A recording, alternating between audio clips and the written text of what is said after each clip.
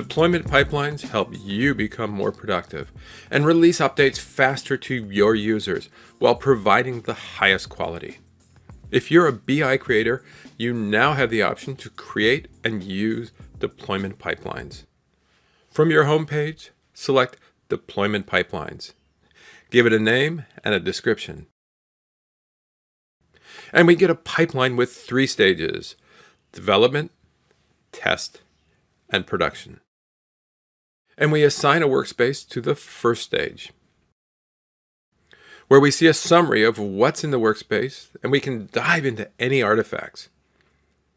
The way we move through the pipeline is by deploying to the next stage. The first time we deploy, we're also creating a workspace and copying the exact states and artifacts that we have in the development stage. And you can see here that it's all the same. Let's jump to another pipeline to see what happens when the development team makes updates. Well, we can immediately see that they're different. And when we click on Compare, we see which artifacts are new and which are changed. This information helps us understand the changes and decide on the actions that we want to take.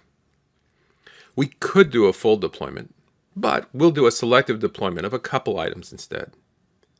And we get a warning that we're about to overwrite several items. And now we see that the development and test stages are the same, and that the production is the one that's different. We can also set rules for each stage in this pipeline, so we can configure data connections or parameters for each stage that will not be changed in any future deployment.